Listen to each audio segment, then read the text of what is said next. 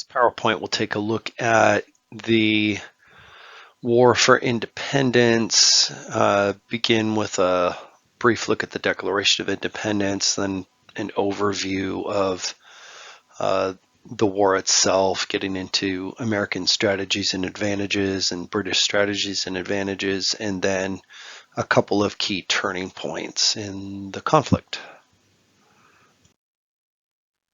So this is just a partial excerpt of the Declaration of Independence, and the first part of the document really reflects upon some of the Enlightenment thought that was in the other PowerPoint in this module, and helps to explain why the Americans declared their independence and what it was that they wanted. So read through this first part here, and that'll kind of get at that element, what it was that they wanted to create. And then the rest of the document is a lot of he has done this, he has done that, focusing on the king and specific grievances and policies that they are declaring their independence from. So you'll have an assignment this week that addresses the Declaration, but just wanted to kind of point out that the beginning of the document really emphasizes that Enlightenment thought that is an important cause of the revolution. So when we look at the American Revolution, we can see four different wars. First and most obviously, it's a war for independence. It's a war against colonialism. It's a war against the British Empire. That's the first war. The second war is it's a civil war. Certainly within America, there are going to be colonists who remain loyal to Britain.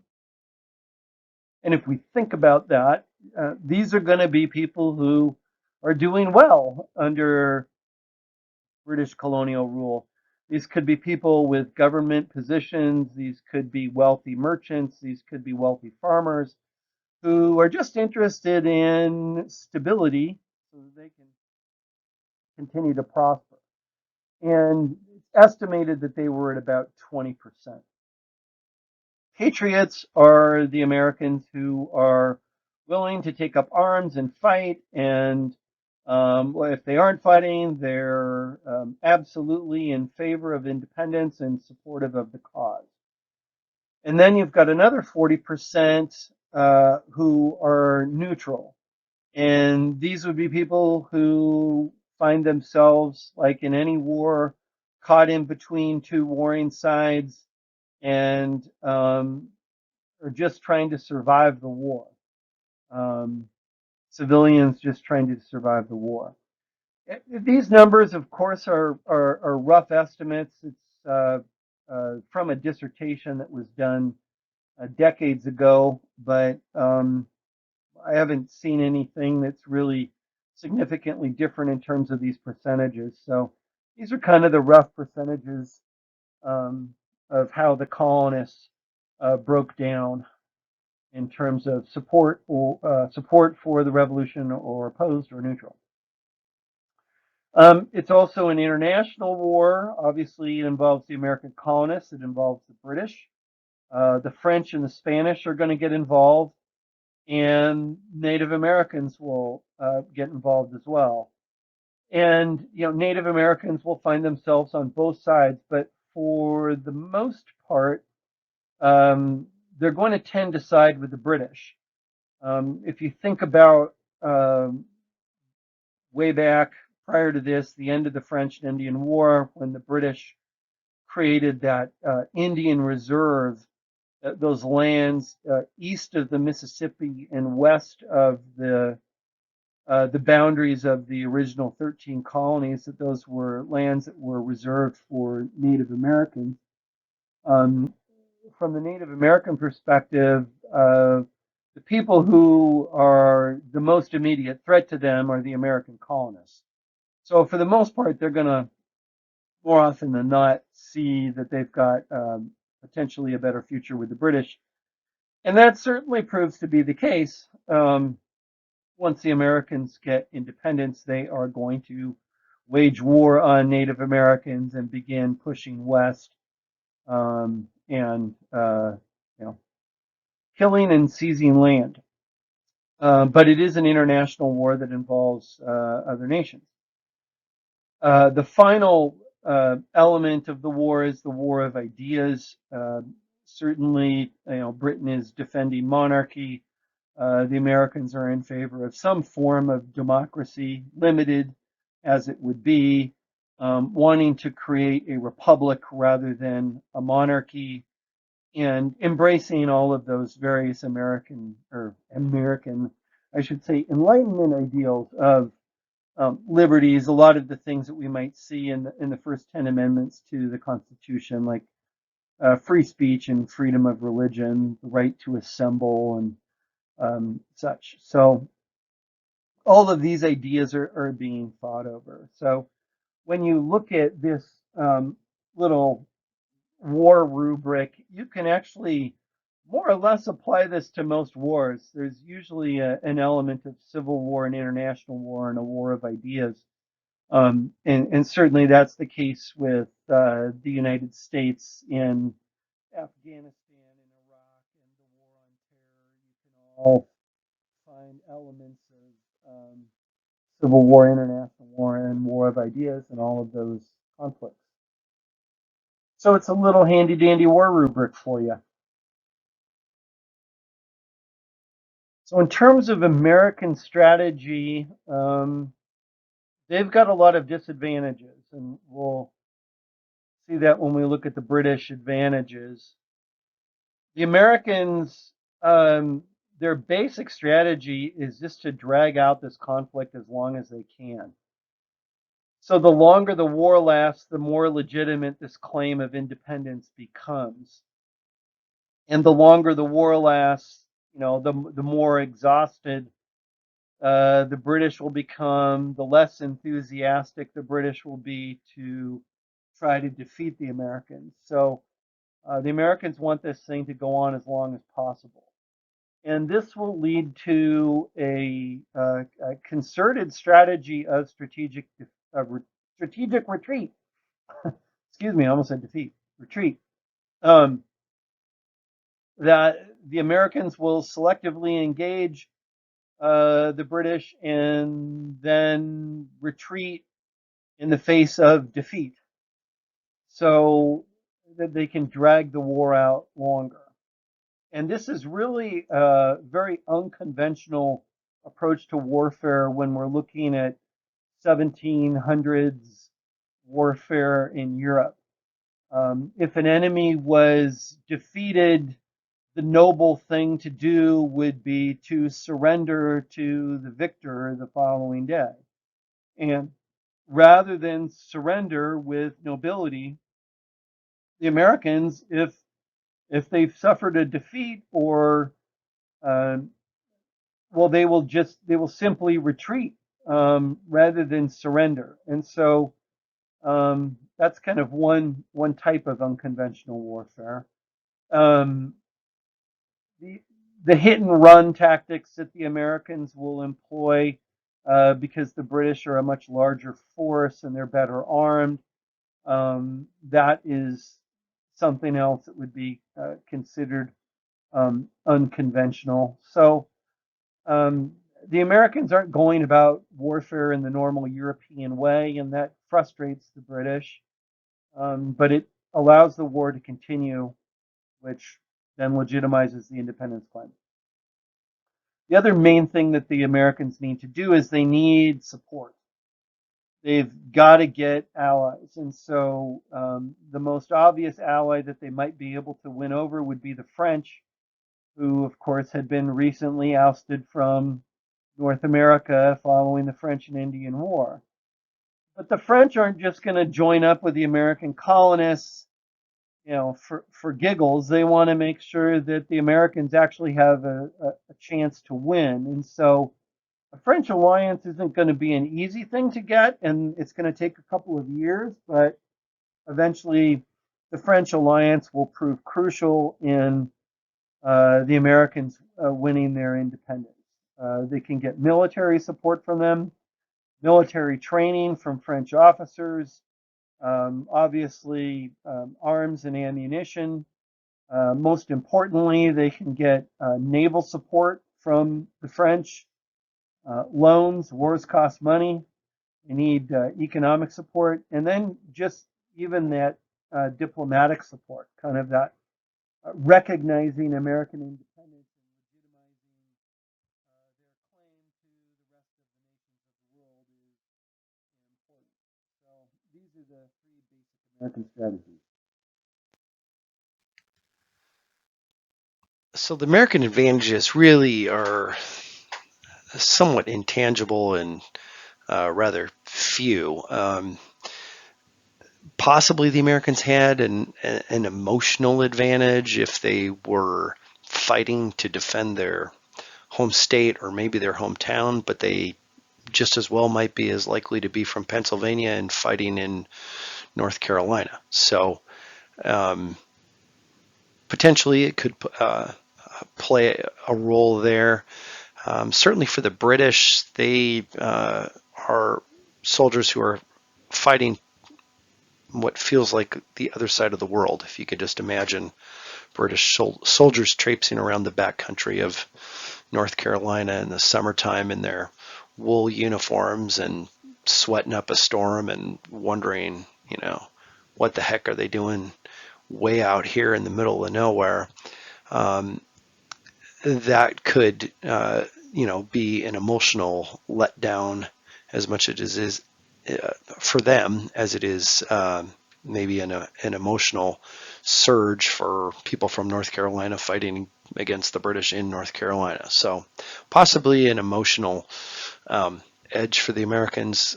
Something else that some military historians have pointed to is the fact that the American Army was a volunteer army and they are fighting because they want to fight because they believe in the cause.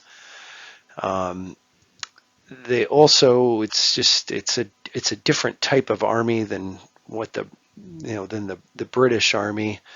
American officers have to persuade folks to continue to stay in the cause and continue to fight, and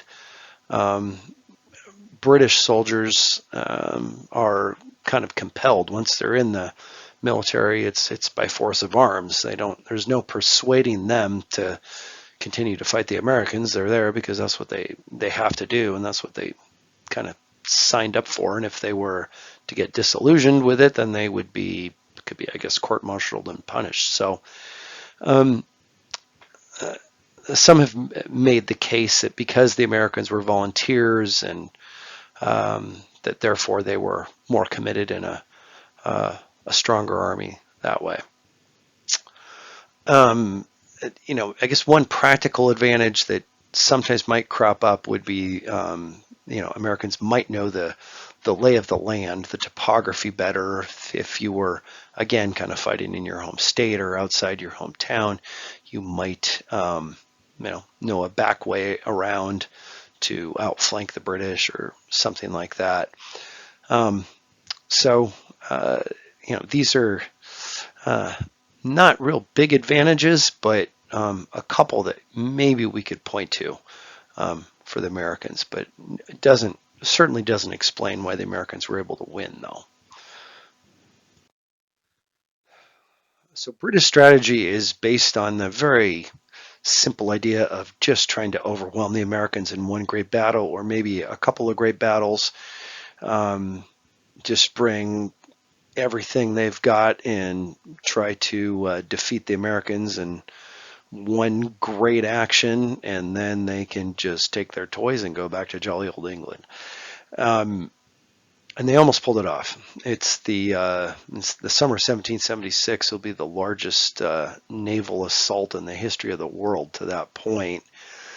And they'll also be bringing to bear all of their soldiers for a great land invasion of New York, and it is one string of defeats after another against the Americans. And in fact, the British will be able to push all the way down into Philadelphia, and the Americans, well, they are able to survive until the winter of 1776, but they are just hanging on by a thread. And then in the winter, things will start to change a little bit. The Americans will be able to win a battle or two, not of any kind of military significance, but enough that it gives them a little bit of hope to get through. So I guess with kind of the British staking their strategy on this idea of overwhelming them in one great battle seemed pretty sound, but when it doesn't come to bear, then the conflict's going to go on a little bit longer, and that plays into the strategy of the Americans to try and drag this thing out as long as possible. They also need to, sounds very kind of sports-like or ESPN type analysis or something, but they also need to avoid a big loss. Well, they can't. Well, they would be tough to suffer a significant military defeat where thousands of British soldiers are captured and all of their munitions captured as well, because it's the 1700s and resupplying is going to take, not a week or two, but is going to take months because you've got to get, new soldiers shipped across the Atlantic, and the same thing with the new munitions and weapons and all that. So the idea here is to avoid a really big loss, which they're not able to do. The big one is going to happen in the fall of 1777, and then that will really begin to turn the tide in favor of the Americans at that point. So the British advantages are immense. They have the world's largest and most powerful navy. They have a professional army with experienced soldiers who know how to go and fight and win battles and wars. They have an established government that is recognized by countries around the world. They don't have to try to create a new government like the Americans do. They've got financial advantages as well. It's easy for them to take out loans to pay for the cost of the war. The Americans, on the other hand, it gets as ridiculous at certain points of the Continental Army, the American Army, handing out IOUs to farmers so that they can get food to eat to feed the soldiers. So they just have almost every advantage working in their favor. So much so they have enough money to be able to even hire out Hessians or German mercenaries to do some of the fighting for them. So the Americans is kind of this ragtag group of volunteers without much fighting experience. Are really overmatched by the British and are nearly defeated in the first year. This is just a map that is an overview of the revolution from 1775 to 81. What we'll be looking at in this PowerPoint are three key turning points in the war that help to explain how the Americans were able to defeat the British. The first turning point is going to occur in Trenton, New Jersey, just over the Pennsylvania, New Jersey border on the other side of the Delaware River in Christmas of 1776. The second turning point will occur in upstate New York at the Battle of Saratoga, just kind of north of Albany, the state capital of New York. And that's in 1777. And then kind of the last big turning point will occur at Yorktown when the British surrender after a big siege at that port in Virginia. And also, if you kind of look at the map here, a lot of the early fighting is kind of concentrated up in the northeast, and then sort of the second half of the war, more of the fighting occurs in the last couple of years down south. And so we will take a look at those three turning points in the next couple of slides.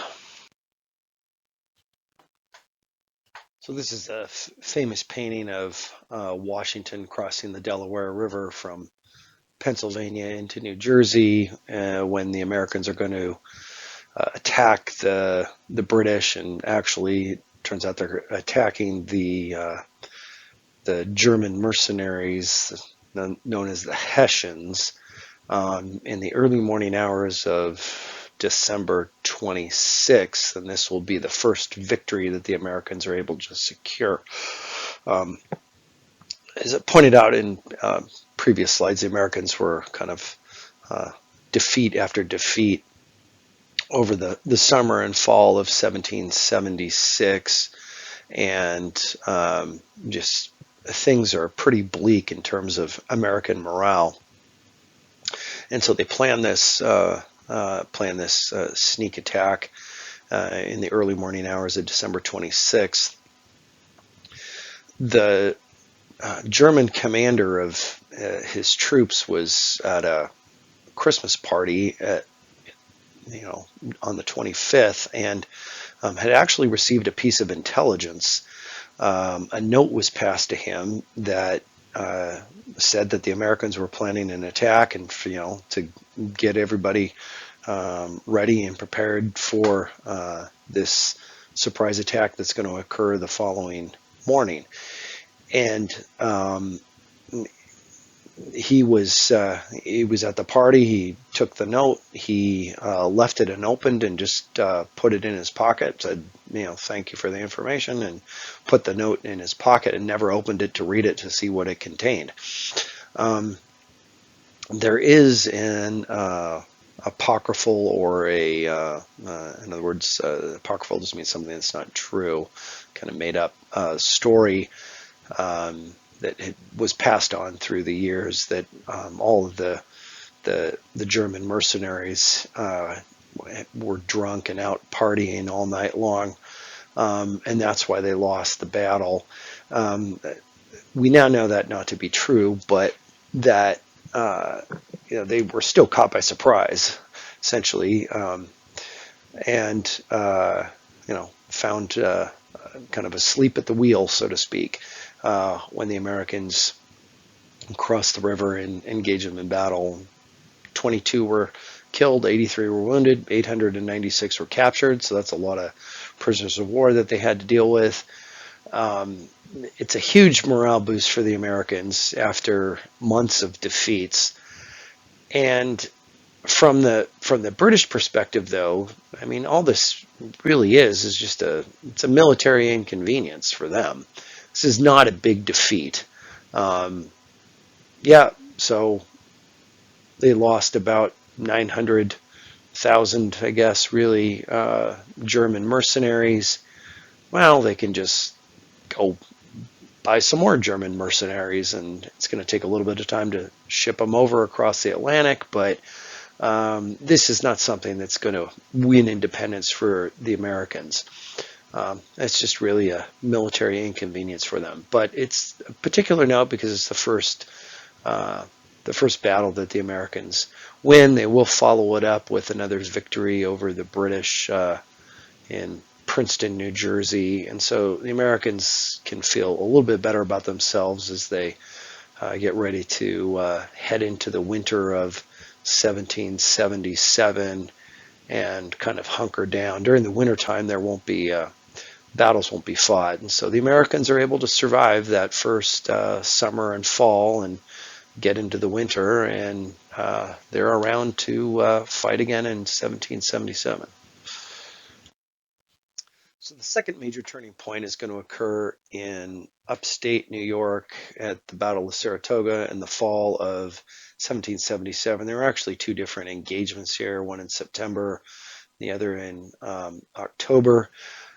In both instances, the Americans outnumbered the British. The general on the left who's leading the British is Johnny Burgoyne, and had the nickname Gentleman Johnny. He enjoyed the finer things in life. As he was making his way down towards Saratoga, coming in from Canada. If you were to go back and look at the map on slide number 8, he brought with him a couple of carts of personal clothes. He had, I think it was 24 cases of champagne that he brought with him. He had kind of his own little entourage of, private citizens that were his friends that were following him around from camp to camp. Was not acting like a hardened soldier, instead just more as if he was part of the British elite, going off on a picnic or something. And so, as he's leading these troops down from Canada and into upstate New York, because he's got all these extra carts and all this extra stuff, it's slowing down their timing in terms of making progress. They were at some points only covering a mile or two a day, which is painfully slow. And so, the Americans are able to kind of track them the whole way down. They know exactly where they're at and what they're doing. And so the Americans will pick their spots and engage them in two different battles here in September and October. And the Americans are going to win the battles. And this is what will turn out to be kind of the big defeat for the British troops. And if you remember, one of the things that, in terms of British strategies, that they had to avoid was that really big defeat, because it would take so long for them to resupply, and it will just guarantee that the Americans are going to be able to, survive to fight another day. And that's exactly what happens here. So about 1,500 casualties that the British suffered, but 6,000 British soldiers were captured. And so the big problem for the Americans is, what are you going to do with them? They have to get prisoner of war camps set up and have to manage that, but that's a problem that they can deal with. The British are going to have to resupply and send more troops, and all the captured arms and artillery are going to have to be sent over from England to resupply as well. Only around 800 American casualties, and so this really does have a big impact. And following this, the Americans are able to secure an alliance with the French that will take effect on January 1, 1778. And that is really what's going to prove to be arguably the biggest turning point in the war, is going to be the French Treaty of Alliance, because the French will be able to provide loans, they'll be able to provide soldiers, they'll be able to provide training, be able to provide, most importantly, they'll be able to provide a navy, that the Americans don't really have a navy at all. So the French will be able to supply all of those things, and can meet Britain on the battlefield on much more equal terms than the Americans. And so this defeat that will bring the French into the war on the side of the Americans is of major significance. So the final turning point that we're going to look at is down south in Yorktown, Virginia. The bulk of the fighting in the first few years of the war takes place up in the Northeast, and then the majority of the fighting in the last few years of the war takes place down in the South, in the Carolinas and in Virginia. And the Americans' strategy of retreating, selectively engaging with the British was really frustrating to the British, and their Lord Cornwallis. Lord Cornwallis was the kind of overall theater commander for the British down south. Very frustrated because kind of felt like he was always chasing after the Americans, sort of like a day behind them, no matter where they went. And then the Americans would choose when to engage, and usually when things were at their advantage, and the British might suffer a small defeat. It was just a very frustrating war from the British perspective down south. And Cornwallis became convinced that what he needed to do was to kind of cut off the supply line of the Americans coming out of Virginia. And so he was going to take the bulk of his troops up to Yorktown, which was a port in Virginia, and kind of resupply, rest up, and also try to cut off the supply lines to the American military. And the Americans then decided just to kind of follow him there, and they surrounded the port and laid siege to it. And in fact, George Washington came down from way up north and brought the military with him. French officers and troops also showed up to help lay siege, and most importantly, the French Navy descended upon Yorktown as well and defeated the British in a naval battle. And now Cornwallis again, excuse me, I don't know why I can't say that, was literally choked off here, and ended up surrendering in October. 8,000 troops had to surrender, and this leads to the negotiated peace, which will come down in 1783. And so, again, if you think about some of the things that the British could not have happen to them in terms of their strategy was to get defeated in a big battle. And so these giant defeats at Saratoga in 1777 and then Yorktown in 1781 really seal the fate for the British and secure American independence.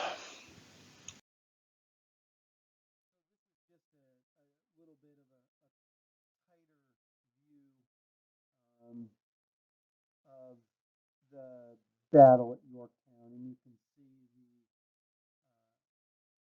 French Navy coming up. You can't see them coming from the Caribbean, but they came up from the Caribbean and defeated the British in a battle there off the coast of Virginia and Maryland, and then how the Americans surrounded Cornwallis at Yorktown. It also shows the various battles in the Carolinas. So this is just a map of the United States in the aftermath of the Revolution, and you can see, if you remember from the pre-revolutionary map, kind of that area that was deemed to be a quote-unquote Indian reserve by the British and off limits to the Americans. Here by 1790, you can see the Americans already beginning to move into those lands. Virginia staking a claim all the way out to what would be Kentucky there. And so the Americans are going to, they kind of embrace this settler colonialism model, and they are going to move to seize land from indigenous peoples and exterminate them to get access to the land and resources that Americans deem to be theirs, that it's their right of sovereignty, not those of the indigenous peoples. And so that's going to be kind of the next phase here into the early 1800s is pushing into the Great Lakes region and the Deep South. So in terms of the costs of war, this PowerPoint slide's fairly self-explanatory. 6,800 Americans killed, 6,100 wounded, somewhere in the neighborhood of 20,000 taken prisoner. A lot more die of disease, of course. We are do not have modern medicine back in the 1700s. And somewhere 6 to 12,000 died as prisoners of war as well. So population of the United States, excluding indigenous peoples, was about 2.5 million people, also excluding enslaved people. And so, that's what you're looking at in terms of killed and wounded out of a total population of about 2.5 million Americans. One of the big consequences that will come out of the war was the debt that was accumulated, the United States borrowing money from Americans as well as from the French, and there were also some outstanding debts to the British. Came out to about 1.5 billion today, which is nothing in terms of the federal budget deficit these days, but 75.6 million, and this is going to be a major policy problem, conundrum for the Americans in the 1790s. Are they going to pay back that debt? Do they claim they can't pay it back? What would that do for their credit? All this kind of stuff. And so managing the debt is going to be a major issue that the country will have to tackle in the 1790s. So some of the other consequences of the war beyond the death and the debt are the creation of a new government. During the Revolutionary War, the United States created the Articles of Confederation as the first governing document. Later, it will be the U.S. Constitution, which will get ratified in 1789 to solve some of the problems of the Articles of Confederation. I'm not going to go into all of that here in this PowerPoint. Your book does a great job of explaining kind of the basics of the Articles of Confederation and why it didn't work. We also, as I mentioned by looking at the map, the white Americans' demand for land to the west and continued conflict with indigenous peoples is going to be certainly a prevalent theme moving forward. There will be significant impacts on African Americans and women. What will be the